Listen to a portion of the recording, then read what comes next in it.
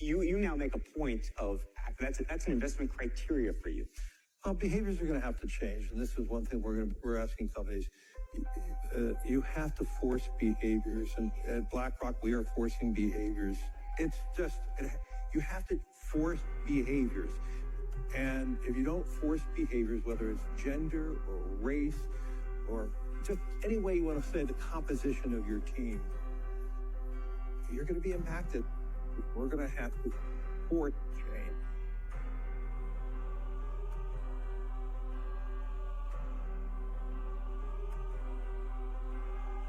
This is a company most people have never heard of, and this company quite literally owns the world. Most US banks are controlled by BlackRock. BlackRock owns all the major pharmaceutical companies. BlackRock owns most of the mainstream media, and BlackRock oversees roughly 10% of all stocks traded worldwide. And this company is now taking over governments. All of this has allowed BlackRock to amass $10 trillion in assets. Yes, trillion. BlackRock is worth half of America's total GDP. It's so crazy that the US and Chinese government now rely on BlackRock to escape recessions, with BlackRock's founder and CEO now sitting on the boards of the influential Council on Foreign Relations and the World Economic Forum. In the words of Henry Kissinger, whoever controls the money controls the world, and no other company in history has had this much global influence. In the developed countries, the big winners are countries that have shrinking populations. The company that owns the world, managing assets worth $6.3 trillion. These are assets that belong to their clients, mainly the pension funds of ordinary people, teachers, police officers, nurses, and many more. And that's just the beginning. BlackRock has also developed a software platform called Aladdin to perform risk analysis for its clients. It receives sensitive data from banks, insurance companies, and other important institutions. Through Aladdin, BlackRock has insights about the management of financial assets worth another $20 trillion. BlackRock also has shares and voting rights in many of the biggest European companies, in sectors such as energy, oil and gas, transportation, food, and of course, finance. The company holds public debt in the form of bonds and has real estate interests. Our rock, you see, wears many hats.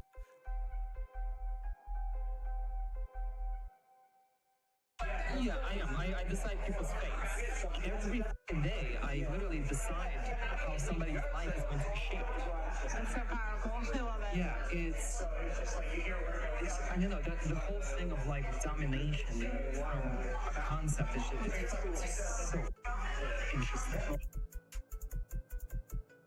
In my travels seeing governmental leaders, I talk about the need for more public-private investing, whether it is in infrastructure, sustainability, whatever you want to say, power grids.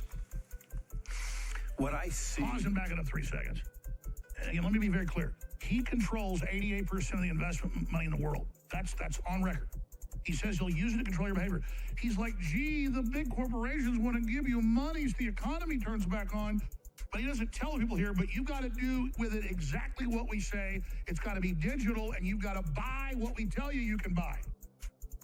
That's beyond fascism. That's a totally technocratic technocracy system. Tracks everything you do, controls your money, tells you where you can use it, can cut it off anytime they want, and you got to spend it with them. 6% of Americans had chronic disease. Today, 60%. The biggest cause is chronic disease. $4.3 trillion a year that we're spending on chronic disease. And who's making money from that? The pharmaceutical companies. And who owns all those pharmaceutical companies? Yeah, BlackRock. Oh, and those pharmaceutical companies are causing it with, you know, some of the bad medicines they give us, and then they're reaping the harvest of all that chronic disease. The processed food companies, which bought up the tobacco companies, you know, Kraft went to work for Philip, became a subsidiary of Philip Morris, etc. And they brought 10,000 scientists, many of them from the tobacco industry, to make processed foods addictive and to make them so that they don't fill you. And we now have 1,000 ingredients in our processed foods in this country that are illegal in Europe. Who owns all of those processed food companies? BlackRock. Let's say you're BlackRock. You're in control of 40% of the investable assets globally. You're heavily invested in literally every aspect of life. The food industry, medical industry, weapon industry, transportation, the media, everything. By the way, this isn't a conspiracy. This is public data that anyone can find. So once you have all this power, you need to increase demand in order to keep the economy going. What are you going to do? Well, you're going to create a crisis because you cannot have a $90 billion weapon industry without a war. You cannot have demand for green energy without a climate crisis. You cannot sell a vaccine without a pandemic. And you cannot create media traffic without drama. It's an entire ecosystem controlled from the upper class, and it's no coincidence we're in a perpetual state of crisis. It's not just idiots like Blackrock and Vanguard. They actually own the music industry and control the music. Wait. The investment houses of Blackrock and Vanguard, do they own the music industry? Absolutely.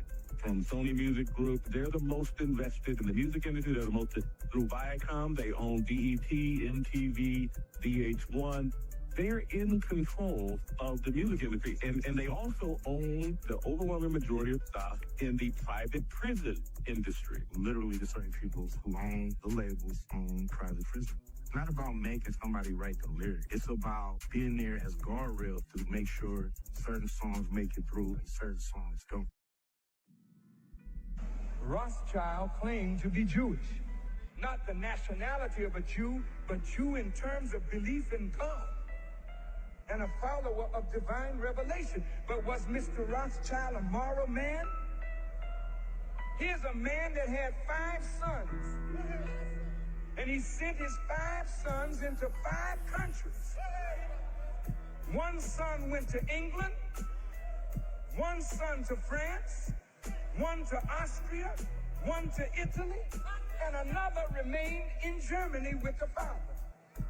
And from these sons, and the money that these sons had, they worked and maneuvered and manipulated until they gained control of the central banks of England, France, Austria, Italy, and Germany.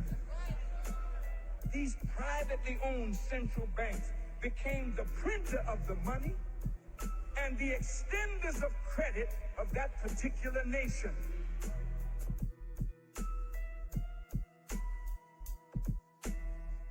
In 1917, the Rothschilds, the trillion-dollar family that invented modern-day banking, used their money, power, and influence to strike a secret deal with the British government.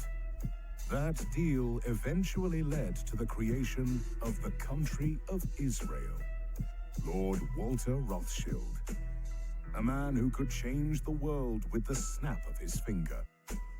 And in 1917, the British government sent Walter an official letter promising to do everything within their power to provide land for the creation of Israel. That letter redesigned the map of the world. And if you need proof, we have a copy of that letter. November the 2nd, 1917. Dear Lord Rothschild, I have much pleasure in conveying to you, on behalf of His Majesty's government, the following declaration of sympathy with Jewish Zionist aspirations, which has been submitted to and approved by the Cabinet. So it's possibly the most famous letter in modern Jewish history, and it begins with 3 words: Dear Lord Rothschild. That letter, nicknamed the Balfour Declaration, is proof that it was the Rothschild family that created Israel. The fact is, 52% of the New York Fed is owned by these 8 families. It's the Rockefellers, Rothschilds, Goldman Sachs, Lehmans, Lazards, Warburgs, Kuhnlobes, and Israel Moses Seifs. And the latter family, that goes back to the Genoese bankers, you know, when they first moved into Europe. And these are just really old families. And you know the saying, money begets more money. You know, you got to have money to make money. Well, guess what? These people had money in the 16th century, whatever. And so, you know, many people estimate that the Rothschilds, the richest of these families, are worth over $100 trillion. The international banking cartel is a consortium of about 15 to 20 to 25 international banks of large magnitude with large amounts of political influence. And they are essentially the ones who control the private central banks of the world, because in most countries, United States, Britain, Germany, Japan, and so on down the line, the central bank is a privately controlled institution, even if it's not always formally speaking privately owned. The control that these banking families exert over the global economy cannot be overstated and is quite intentionally shrouded in secrecy. The corporate media arm is quick to discredit any information exposing this private central banking cartel as conspiracy theory, yet the facts remain. And what my book is about is how they've established this total monopoly over the three most valuable commodities in the world: guns, drugs, and oil. And then, worse yet, they've taken over the central banks of every country, not just the Federal Reserve, but the Bank of England, the Bundesbank, the Bank of France, Bank of Australia. I mean, you name it. So, in 1945, the Rockefellers co-founded the United Nations, and it was John D. Rockefeller Jr. that actually bought the 17 acres for the UN building. Nelson Rockefeller chose the architect, which introduced the international style. The family funded the UN building. That's how much they were involved. And they came in with 1948, their statement of purpose. Now, this was the founding reason. This hasn't changed. It says people must be made to feel that their own security, freedom, and prosperity, yes, their own survival, depend on the creation in our time of a world rule of law. They must be made to believe that the establishment of a world government is more urgent than a maintenance of a high domestic standard, and as if not more practical than the pursuit of a deceptive security by full military preparedness. And that was a statement by Edwin Rabinowitz, a Rockefeller client servant. For over 5 years, the mysterious depopulation predictions on Deagle.com were regularly updated. But after the 2020 lockdowns, this page was removed from the website, but can still be found archived on the Wayback Machine. In their recent article, Uncovering the CIA and Rockefeller Foundation's Role in the Depopulation Forecast, released by Deagle, the expose connects the dots that many of us have assumed existed. Declassified FOIA documents from the 1970s reveal Deagle's direct communication with Stansfield Turner, the director of the CIA at the time.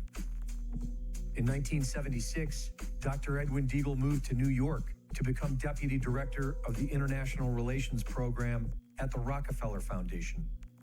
The Rockefeller Foundation was created on May 14, 1913, just a few months after the Rockefeller family helped set up the Federal Reserve banking system, which gave them unlimited funds while enslaving future generations with debt. The Rockefeller Foundation funded eugenics programs that decided who should live and who should die. They outlawed natural medicine and fuel, including one of America's #1 cash crops, hemp, and replaced it all with chemical compounds derived from their oil companies' toxic waste. The Rockefeller Foundation created the United Nations and have their tentacles in NGOs throughout the Western world. In 2019, they funded Event 201, the blueprint for the COVID lockdowns that were executed weeks later. We have the Royal Bank of Scotland. We have HSBC, that's the old Hong Kong, Shanghai Banking Corporation. Lloyds Bank, TSB, that has absorbed HBOS, Building Society. That is followed then by Bank of America, Citigroup, JP Morgan Chase, UBS, Credit Suisse, Deutsche Bank and Westdeutsche Landesbank of Germany, Société Générale of France, the Bank of Tokyo Mitsubishi UJF, Norin Chukin of Japan, Royal Bank of Canada, and Rabobank of the Netherlands. Now that group, 15, 16 banks, that is essentially the heart of the cartel. So you're HSBC, one of the biggest banks in the world. You are so big and powerful that if you were a country, you would be the 5th biggest world power, outranking the United Kingdom.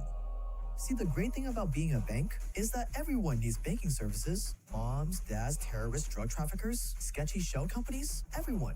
The problem is countries don't like it when banks work with people they deem as criminals. So as a bank with the power of a country, you're presented with 2 very different paths on how to operate. Path number 1, you properly vet every client and refuse to let criminals use your bank, thus leaving money on the table. Or you can take path number 2. You happily work with terrorists, drug traffickers, illegal diamond dealers, and other sketchy characters because they are your biggest customers. They deposit giant sums of money, which you can then use to lend out, charge transaction fees on to make even more money. So HSBC, which path do you take?